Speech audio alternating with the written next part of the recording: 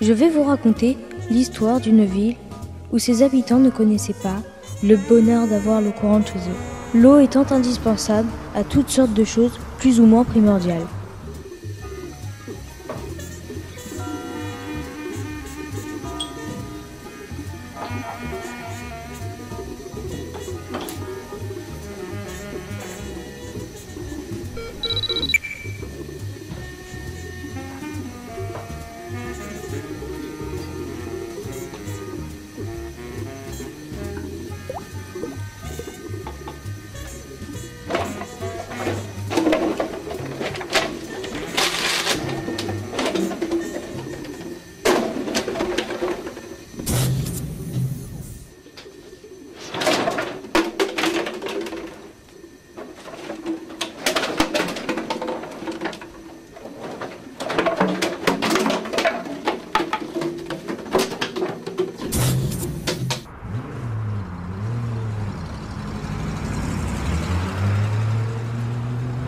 Les habitants de cette ville sont obligés de prendre leur voiture polluante pour aller à l'unique magasin à l'extérieur de la ville, au pied même de la source d'eau potable, pour acheter des packs d'eau en très grosse quantité.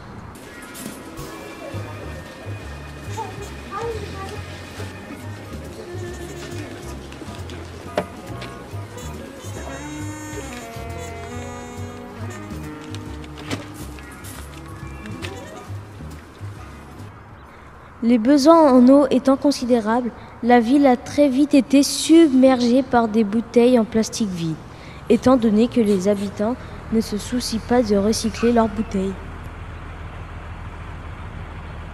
De plus, les habitants sont exaspérés de ces allers-retours exténuants et polluants pour transporter toutes ces bouteilles.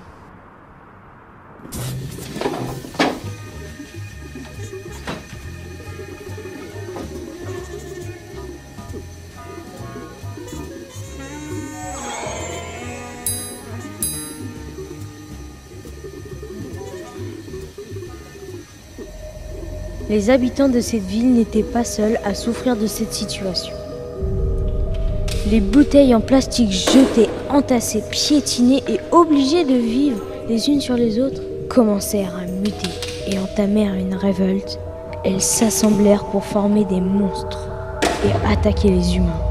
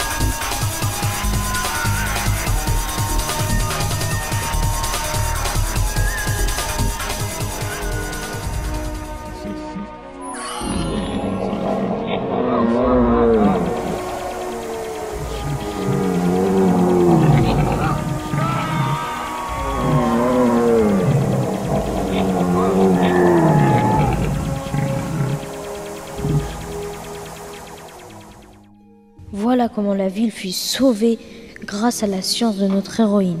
En effet, certains habitants profitèrent du refuge de la savante pour l'aider à réaliser tout un réseau de tuyauterie relié au puits qu'elle avait creusé dans son jardin et dont elle distribuait l'eau via son château d'eau. Une pastille de son invention, placée dans la canalisation principale, donna à l'eau cette propriété magique de transformer les monstres en fleurs. Et voilà comment l'eau courante fut inventée dans notre ville.